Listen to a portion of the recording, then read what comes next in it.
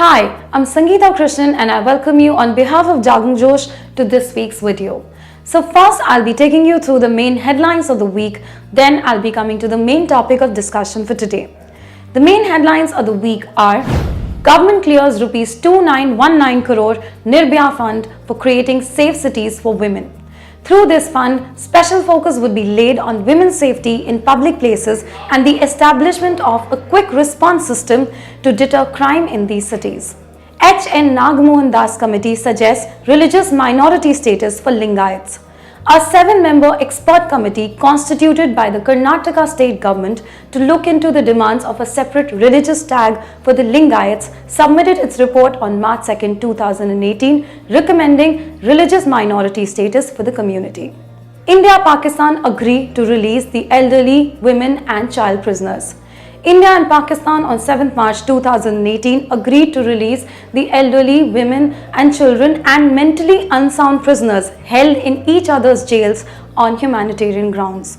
India's endangered Asiatic lion population increases to 600. The endangered Asiatic lion, which only lives in the Gir National Forest Park of India, has come back from a brink of extinction, with its numbers increasing to more than 600. The Supreme Court allows passive euthanasia and living will with strict guidelines. The Supreme Court of India on 9th March 2018 ruled that passive euthanasia and living will are permissible. So this is the topic that I would be discussing in detail with you today. The Supreme Court passed this very significant judgment recognizing the right to die with dignity as a fundamental right. The ruling was delivered by a 5-judge constitution bench comprising Chief Justice Deepak Mishra and Justices A.K. Sikri, A.M. Khanwilkar, D.Y. Chandrachud and Ashok Bhushan. So first let's understand what is passive euthanasia. Passive euthanasia means withdrawing of medical treatment that is necessary for the continuance of life. It is basically a practice of intentionally ending a patient's life in order to relieve the patient of pain and suffering.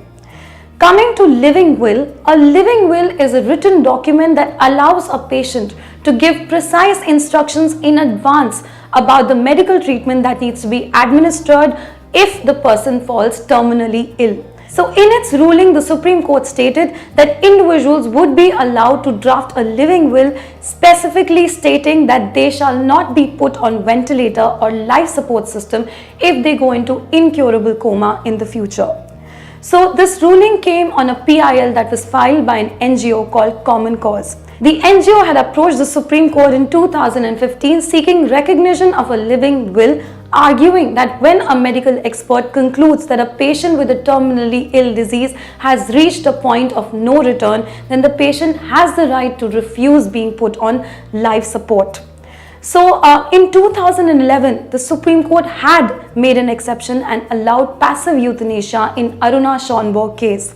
Aruna Schonborg was a nurse who, after being sexually assaulted, spent 42 years on ventilator till her death in 2015. So while the court has allowed framing of the living will, it has issued strict guidelines on who is authorized to give effect to the will. The court has also called for the involvement of a medical board to determine whether the patient in the vegetative state can be revived or not. So with this, I conclude my topic for today. Please like and comment if you like our video. You can also visit our website www.jagranjosh.com for more updates and download our Jagran Josh Current Affairs app to stay connected.